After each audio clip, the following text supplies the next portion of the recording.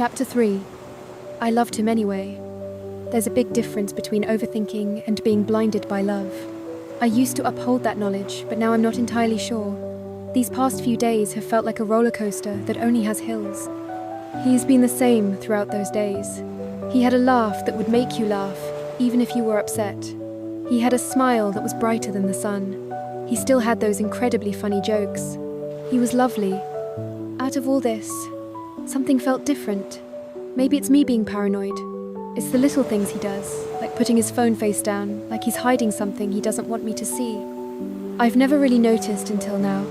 I wanted to bring up Mia again, but at the same time, I didn't feel it was appropriate at the time. I started to, but I stopped myself. I'm not sure why I've never had any problems speaking my mind. This time is different. Maybe it's fear. One night we're sitting eating a late dinner, his phone is still face down. I ignore it. I couldn't eat my dinner, I was just picking at it. I didn't have an appetite. I can't stop thinking about that message from Mia. It has my head in a swirl. He doesn't talk to me anymore. His responses are always vague. It's like he's losing feelings. He says he loves me. It doesn't sound right or feel right. I've noticed him moving like he feels uncomfortable. It's probably nothing, but these are things that are new and recurring.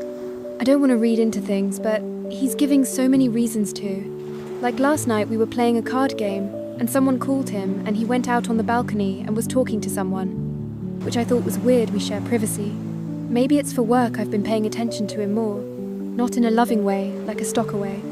I've noticed his messages on his phone. There are holes in his conversations, like he's deleted some.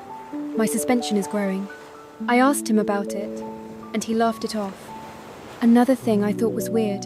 He's never mentioned Mia again, but supposedly she's his sister, but never talks about her. I don't want to think he's cheating, but that's where my mind is going. Every time I try to forget about it, I see the message in my head. I may sound like a crazy person, but when was sleeping, I looked through his phone, and I saw his and Mia's messages. I dug deeper and deeper, but couldn't find anything. I just want to leave it alone, but I couldn't. I know he's hiding something. I went through his deleted photos, and I saw him with a girl, and they were nose to nose. I was in disbelief. It was hard to swallow. Maybe he's an old girlfriend. It did not have a date, so I wasn't going to jump to conclusions. I had enough, so I just went to bed. The next morning, I was doing our laundry, and I felt something crumble in his pockets. It was a receipt from a diner. The date on it was conveniently the same day he was with his sister. It said, April 14th, at 8:42 p.m. I decided to go visit this diner, so I told him I'd be back. He replied, okay. The diner wasn't far, just a mile from our apartment. I arrived there, I walked in and said to the cashier, did you happen to take this order? And I gave her the receipt. She said, no, I don't. But the waiter name is on the receipt. Maybe she did. She's right over there. Okay, thanks, I said. I explained the waiter what I was trying to find out. She said they were here, kissing, laughing, and doing things. Couples do. Was mortified. I acted like I didn't hurt. I just said nothing, and smiled, told her thank you, and I left the diner, in tears. It hurts knowing what he did. I drove home in pure silence, with no radio, just the sound of the tires grinding on the road. I walked through the door, and it didn't feel like I belonged there. What felt like home doesn't feel like home anymore. With every step I took, I felt like I was breaking into someone else's house, even though it was my own. I saw him sitting on the couch like he hadn't done anything, like he didn't just kill love for me. He looked up at me and said, hey, how are you doing? I smiled at him.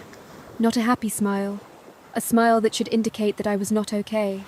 He didn't notice, because he doesn't pay attention to my emotions anymore.